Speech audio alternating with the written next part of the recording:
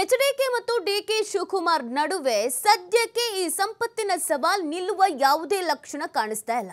ಒಬ್ಬರಾದ್ಮೇಲೆ ಒಬ್ರು counter attack ಅನ್ನು ಮಾಡ್ತಾ ಇದ್ದಾರೆ. ವಾಕ್ ಸಮರ ಮುಂದುವರಿತಾ ಇದೆ. ಡಿಕೆಶಿ ಆಸ್ತಿ ಪ್ರಶ್ನೆಗೆ ಉತ್ತರವನ್ನ ನೀಡಿದ್ದಾರೆ ಕೇಂದ್ರ ಸಚಿವ ಎಚ್ಡಿಕೆ. ನೆನ್ನೆನೇ ಹೇಳಿದ್ರು ಏನೇನ್ ಪ್ರಶ್ನೆ ಮಾಡಿದ್ದಾರೋ ಅದೆಲ್ಲದಕ್ಕೂ ಉತ್ತರ ಕೊಡ್ತೀನಿ, ಅವ್ರು ಎಲ್ಲ ಪ್ರಶ್ನೆ ಮಾಡಿದ್ದಾರೋ ಅದೇ ಸ್ಥಳದಲ್ಲಿ ಉತ್ತರ ಕೊಡ್ತೀನಿ ಅಂತ. ದೇವೇಗೌಡರು ಎಲೆಕ್ಷನ್ಗೆ ನಿಲ್ಲೋ ಮೊದಲು ನಾನು ನಿರ್ಮಾಪಕನಾಗಿದ್ದೆ. ಆಗ ನಾನು 45 ಎಕರೆ ಜಮೀನು ಸಂಪಾದನೆಯನ್ನ ಮಾಡಿದ್ದೇನೆ. ನಮ್ಮ ತೋಟದಲ್ಲಿ ಡ್ರ್ಯಾಗನ್ ಫ್ರೂಟ್ ಪರಂಗಿಯನ್ನ ಹಾಕಿದ್ದೇನೆ. ಐಕಾನ್ ನರ್ಸಿಂಗ್ ಕಾಲೇಜು ನಡೆಸ್ತಿದ್ದಾರಲ್ಲ, ಭೂಮಿ ಯಾರದ್ದು ಅಂತ ಡಿಕೆಗೆ ಪ್ರಶ್ನೆ ಮಾಡಿದ್ದಾರೆ. ಹೆದರಿಸಿ ಜೀವನ ಮಾಡ್ತಾ ಇರೋರು ನೀವು ನನ್ನ ಪ್ರಶ್ನೆ ಮಾಡ್ತೀರಾ ಅಂತ ಇದೇ ಸಂದರ್ಭದಲ್ಲಿ ಕೇಳಿದ್ದಾರೆ. ಪಾದಯಾತ್ರೆ ವೇಳೆ ಡಿಸಿಎಂ ಡಿಕೆ ಶಿವಕುಮಾರ್ ವಿರುದ್ಧ ಎಚ್ಡಿಕೆ ಟಾಂಟ್ ಮಾಡಿ ಮಾತನಾಡಿದ್ದಾರೆ. ಈ ಮೈತ್ರಿ ನಾಯಕರ ಪಾದಯಾತ್ರೆಯ ವಿಚಾರ ಮೂಡ ಹಗರಣದ ವಿಚಾರಕ್ಕೆ ಸಂಬಂಧಪಟ್ಟಂತೆ ಅಂದ್ರೆ ಸಿದ್ದರಾಮಯ್ಯನವರ ವಿರುದ್ಧವಾದಂತ ಹೋರಾಟ. ಆದ್ರೆ ಈ ಹೋರಾಟ ಡಿಕೆಶಿ ವರ್ಸಸ್ ಎಚ್ಡಿಕೆ ಅನ್ನುವಂತ ರೀತಿಯಲ್ಲಿ ಈಗ ಬದಲಾಗ್ತಾ ಇದೆ. ಯಾಕಂದ್ರೆ ಬಿಜೆಪಿಗೆ ಕೌಂಟರ್ ಕೊಡೋದಕ್ಕೆ, ಜೆಡಿಎಸ್ಗೆ ಕೌಂಟರ್ ಕೊಡೋದಕ್ಕೆ ಜನಾಂದೋಲನ ಅನ್ನುವಂತ ಒಂದು ಕಾರ್ಯಕ್ರಮವನ್ನ ಡಿಕೆ ಶಿವಕುಮಾರ್ ಅವರ ನೇತೃತ್ವದಲ್ಲಿ ವಹಿಸಿಕೊಳ್ಳಲಾಗಿತ್ತು. ಕೆಪಿಸಿಸಿ ಅಧ್ಯಕ್ಷರ ನೇತೃತ್ವದಲ್ಲಿ ಈ ಜನಾಂದೋಲನ ಕಾರ್ಯಕ್ರಮದ ಉದ್ದೇಶ ಜೆಡಿಎಸ್ನವರು ಮತ್ತು ಬಿಜೆಪಿಯವರು ಏನೇನು ಮಾಡಿದ್ದಾರೆ ಹಗರಣಗಳು ಅಂತ. ಈ ಸಂದರ್ಭದಲ್ಲಿ ರಾಮನಗರದಲ್ಲಿ ಡಿಕೆಶಿ ದೇವೇಗೌಡರ ಆಸ್ತಿ ವಿಚಾರದ ಬಗ್ಗೆ ಪ್ರಶ್ನೆ ಮಾಡಿದ್ರು. ಈ ಪಾದಯಾತ್ರೆಗೆ ಚಾಲನೆ ನೀಡಿದಂತ ಕುಮಾರಸ್ವಾಮಿ ಅವರು ಅದೆಲ್ಲದಕ್ಕೂ ಉತ್ತರ ಕೊಡ್ತೀನಿ, ಆದ್ರೆ ರಾಮನಗರದಲ್ಲೇ ಉತ್ತರ ಕೊಡ್ತೀನಿ ಅಂತ ಹೇಳಿದ್ರು. ಇವತ್ತು ಉತ್ತರದ ಜೊತೆಗೆ ಪ್ರಶ್ನೆಯನ್ನು ಕೂಡ ಮಾಡಿದ್ದಾರೆ.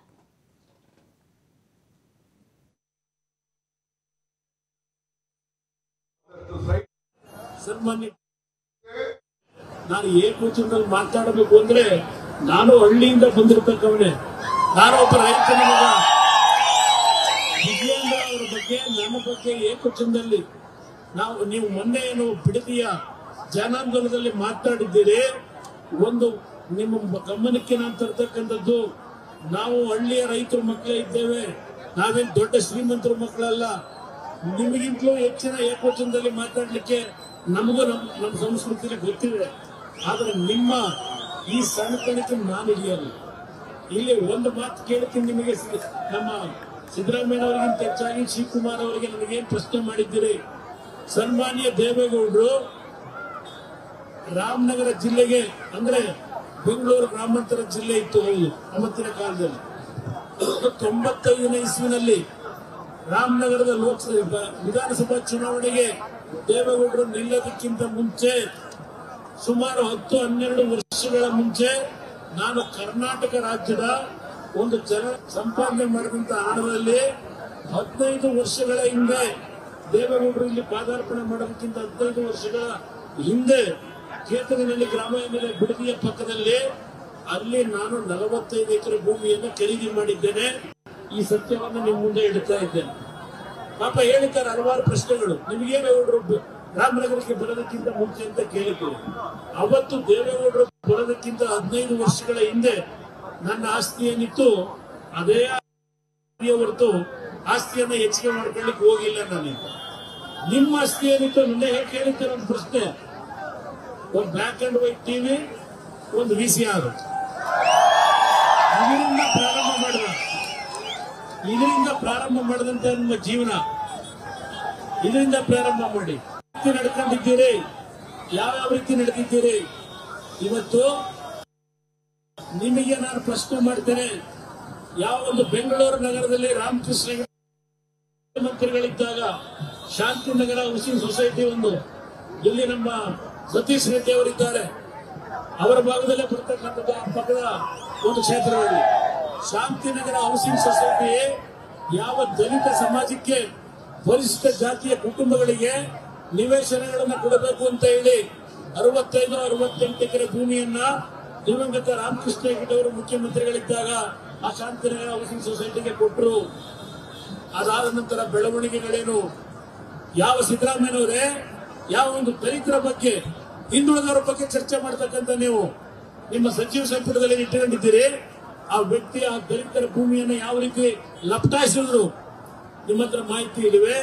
ಶಿವಕುಮಾರ್ ಅವರಿಗೆ ನನ್ನ ಬಗ್ಗೆ ಸನ್ಮಾನ್ಯ ಡಿಕೆ ಶಿವಕುಮಾರ್ ಅವರೇ, ನಾನು ಏಕವಚನದಲ್ಲಿ ಮಾತಾಡಬೇಕು ಅಂದ್ರೆ ನಾನು ಹಳ್ಳಿಯಿಂದ ಬಂದಿರತಕ್ಕವನೇ.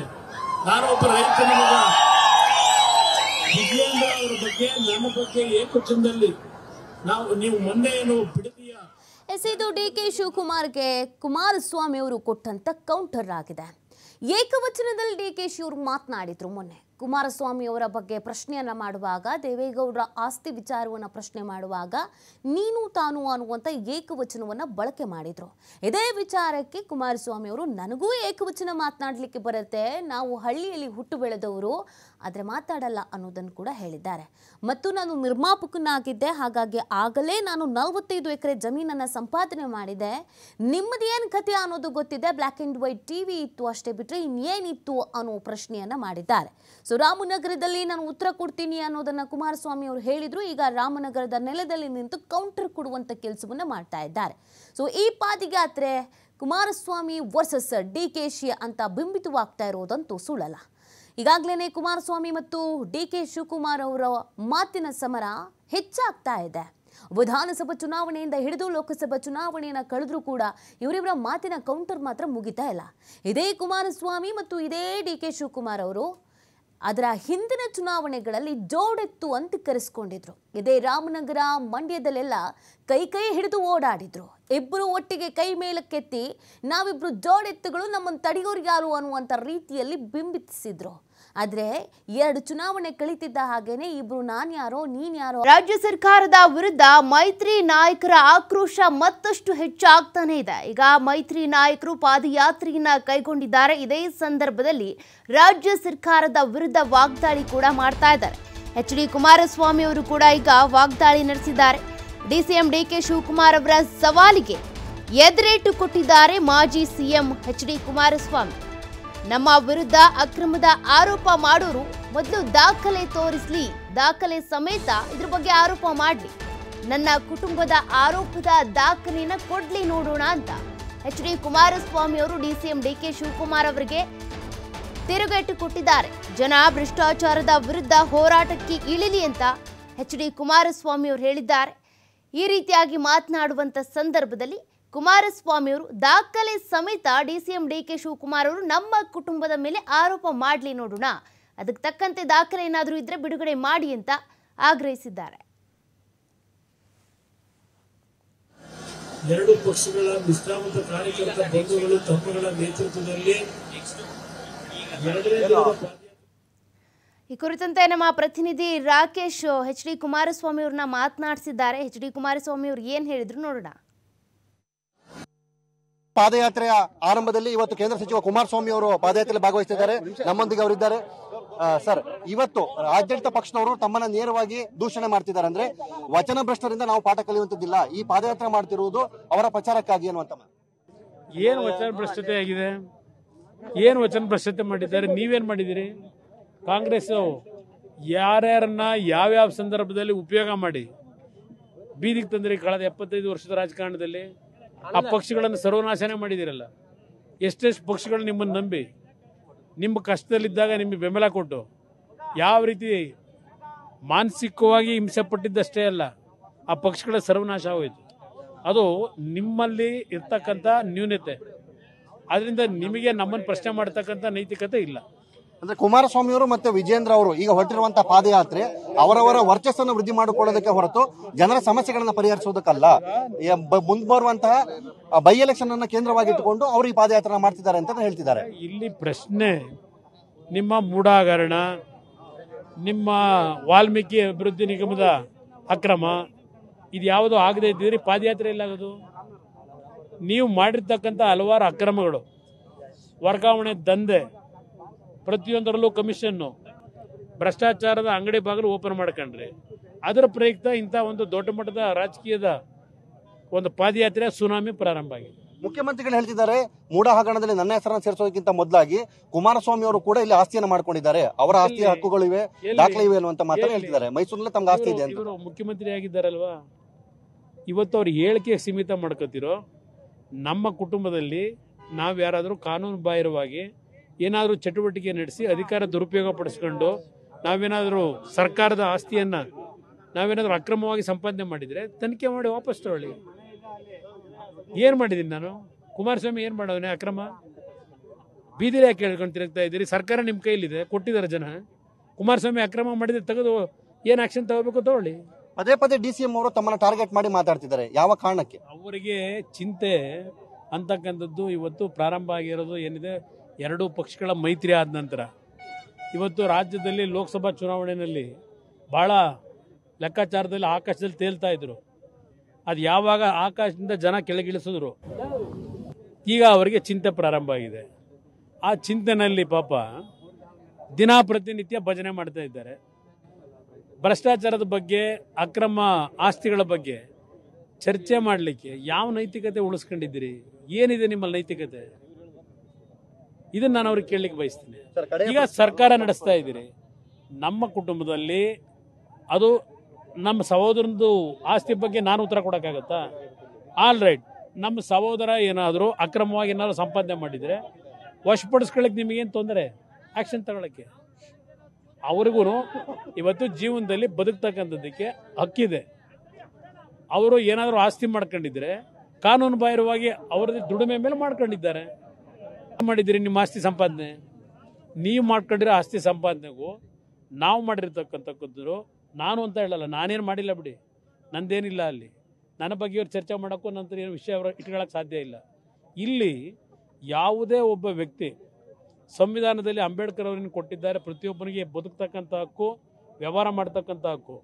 ಆ ಸಂವಿಧಾನದ ಚೌಕಟ್ಟಿನಲ್ಲಿ ಯಾರು ಎಷ್ಟು ಬೇಕಾದರೂ ಸಂಪಾದನೆ ಮಾಡ್ಕೋಬೋದು ಅವ್ರ ದುಡಿಮೆ ಮೇಲೆ.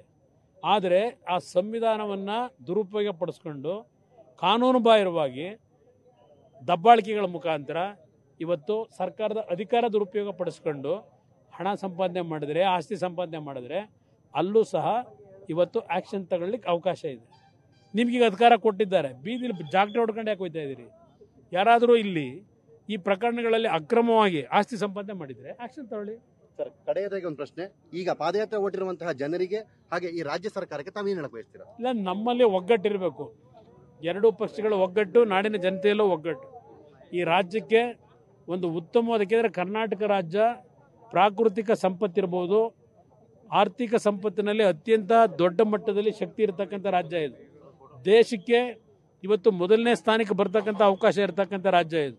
ಇವತ್ತು ಆಡಳಿತ ನಡೆಸ್ತಕ್ಕಂಥವರ ಕೆಲವು ತಪ್ಪು ನಿರ್ಧಾರಗಳಿಂದ ನಮ್ಮ ರಾಜ್ಯದಲ್ಲಿ ಕೆಲವು ಸಮಸ್ಯೆಗಳೇನಿದೆ, ಆ ಸಮಸ್ಯೆಗಳನ್ನು ಶಾಶ್ವತವಾಗಿ ಪರಿಹರಿಸಿ ನಮ್ಮ ರಾಜ್ಯದ ಆರ್ಥಿಕ ಪರಿಸ್ಥಿತಿಗಳಿರ್ಬೋದು, ಪ್ರತಿ ಕುಟುಂಬಗಳು ನೆಮ್ಮದಿಯ ಬದುಕನ್ನು ಕಾಣಲಿಕ್ಕೆ ಒಂದು ಜನಪರವಾದಂಥ ಸರ್ಕಾರ ತರಲಿಕ್ಕೆ ನಾಡಿನ ಜನತೆಯಲ್ಲೂ ಮನವಿ ಮಾಡ್ತೇನೆ, ಎರಡೂ ಪಕ್ಷದ ಕಾರ್ಯಕರ್ತರಿಗೂ ಮನವಿ ಮಾಡ್ತೇನೆ. ಒಗ್ಗಟ್ಟಿನಿಂದ ನಾಡು ನಮಗೆ ಮುಖ್ಯ. ಈ ನಾಡಿನ ಬದುಕು ಜನತೆ, ಈ ನಾಡಿನ ಜನತೆಯ ಬದುಕು ಮುಖ್ಯ. ಈ ನಿಟ್ಟಿನಲ್ಲಿ ನಮ್ಮ ಹೋರಾಟ ಇರಬೇಕು ಅನ್ನೋದು ನನ್ನ ಅಭಿಪ್ರಾಯ. ಇದಿಷ್ಟು ಕುಮಾರಸ್ವಾಮಿ ಅವರ ಮಾತು. ಅವರು ಹೇಳ್ತಿರುವ ಹಾಗೆ ಭ್ರಷ್ಟಾಚಾರದ ವಿರುದ್ಧದ ಹೋರಾಟಕ್ಕೆ ನಾವು ಸದಾ ಸಿದ್ಧ ಇರ್ತೇವೆ. ಸರ್ಕಾರ ಯಾವುದೇ ತನಿಖೆಯನ್ನಾದರೂ ನೇರವಾಗಿ ಮಾಡಿಕೊಳ್ಳಿ ಅನ್ನುವಂತ ಮಾತನ್ನು ಹೇಳಿದ್ದಾರೆ. ಕ್ಯಾಮರಾಮನ್ ಸಿದ್ದು ಜೊತೆ ರಾಕೇಶ್, TV5 ಬಿಡದಿ. ಇನ್ನು ಈ ಪಾದಯಾತ್ರೆಯಲ್ಲಿ ನಿಖಿಲ್ ಕುಮಾರಸ್ವಾಮಿ ಅವರು ಕೂಡ ಫುಲ್ ಜೋಶ್ನಿಂದ ಪಾಲ್ಗೊಂಡಿದ್ದಾರೆ. ಕಾರ್ಯಕರ್ತರನ್ನ ಹುರಿದುಂಬಿಸಬೇಕು ಅನ್ನುವಂತ ನಿಟ್ಟಿನಲ್ಲಿ ರನ್ನಿಂಗ್ ಕೂಡ ಮಾಡಿದ್ದಾರೆ. ಕಾರ್ಯಕರ್ತರಿಗೆ ಕ್ಷಣ ಕ್ಷಣಕ್ಕೂ ಹುರಿದುಂಬಿಸ್ತಾ ಇದ್ದಾರೆ ನಿಖಿಲ್ ಕುಮಾರಸ್ವಾಮಿ. ಹೀಗಾಗಿ ಪಾದಯಾತ್ರೆಯಲ್ಲಿ ಫುಲ್ ಜೋಶ್ ಆಗಿ ಭಾಗಿಯಾಗಿದ್ದಾರೆ. ಕಾರ್ಯಕರ್ತರಿಗೆ ಜೋಶ್ ತುಂಬಬೇಕು ಅನ್ನುವಂತ ನಿಟ್ಟಿನಲ್ಲಿ ರನ್ನಿಂಗ್ ಮಾಡಿದ್ದಾರೆ ಯುವ ನಾಯಕ ನಿಖಿಲ್ ಕುಮಾರಸ್ವಾಮಿ. ರಾಮನಗರ ರಸ್ತೆಯ ಸಂಘ ಬಸವನದೊಡ್ಡಿ ಬಳಿ ನಿಖಿಲ್ ರನ್ನಿಂಗ್ ಮಾಡುವ ಮೂಲಕ ತಮ್ಮ ಕಾರ್ಯಕರ್ತರನ್ನ ಮತ್ತಷ್ಟು ಹುರಿದುಂಬಿಸಿದ್ದಾರೆ. ಈಗಾಗಲೇ ಬಿಜೆಪಿ ಜೆಡಿಎಸ್ ಮೈತ್ರಿ ನಾಯಕರ ಪಾದಯಾತ್ರೆ ನಡೀತಾ ಇದೆ ರಾಮನಗರದಲ್ಲಿ. ಅಲ್ಲಿ ಈಗ ಭೋಜನ ಕೂಟಕ್ಕೋಸ್ಕರ ಒಂದು ಸ್ವಲ್ಪ ಕಾಲ ವಿರಾಮವನ್ನು ಕೂಡ ತೆಗೆದುಕೊಂಡಿದ್ರು. ಅದಕ್ಕೂ ಮುಂಚೆನೆ ನಿಖಿಲ್ ಕುಮಾರಸ್ವಾಮಿ ಅವರು ಜೋಶಲ್ಲಿ ರನ್ ಮಾಡ್ತಾ ಈ ಪಾದಯಾತ್ರೆಯಲ್ಲಿ ಪಾಲ್ಗೊಂಡ್ರು. ಓಡುವ ಮೂಲಕ ತಮ್ಮ ಕಾರ್ಯಕರ್ತರಿಗೆ ಮತ್ತಷ್ಟು ಹುಮ್ಮಸ್ಸನ್ನು ತುಂಬಿದ್ದಾರೆ ಯುವ ನಾಯಕ ನಿಖಿಲ್ ಕುಮಾರಸ್ವಾಮಿ ಅವರು.